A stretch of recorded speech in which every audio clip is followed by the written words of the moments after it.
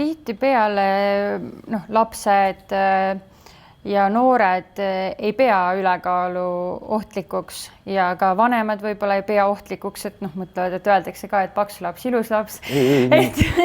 Aga et kas on näiteks mingi vanus, millest alates muutub ikkagi see ülekaal tervisele ohtlikuks ja peaks hakkama rohkem muretsema oma kehakaalu pärast? Ma arvan, et 40 pluss-miinus, siis praktika näitab, on natukene võib-olla varem, aga kindlasti on piir on 40. Miks niimoodi, sellest ainevahetus ennem oli kiir ja metabolism on kiir ja pärast seda on aeglaselt. Ja siis on, nagu tagasi ma räägin, et peab jagatud meestele auditoorium ja naistele auditoorium, see on erinevad. Sellepärast, kui räägime naistel, siis on muutub üldse hormonaalsüsteem muutub ja peale 40, 45 tuleb menopaus, siis on hormonaalsüsteem töötab teistmoodi, siis kehakaal tuleb juurde ja pärast on seiseb ja väga raske pärast on kehakaal maha võtta.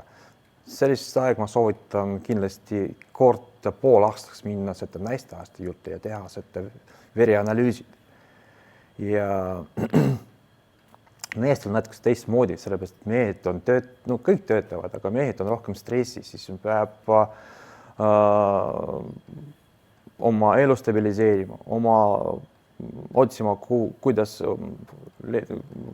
otsida parem töökohta ja näiteks üks päev oli kõik hästi ja pärast kõik on kadunud ja pärast seda tuleb ebaregulaarne söök, siis on alkohol ja stress ja depressioonid aga ma ütlen, et naistel on veel raskem seda kontrollida.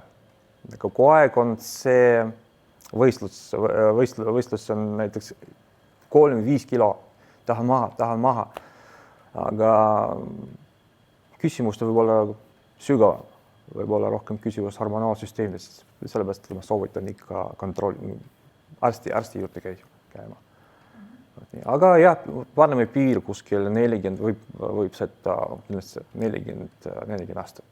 Aga täname teid, Artur, nende kasulike nõuannete ja huvitavate mõtete eest. Aitäh! Aitäh teile ka, väga tore!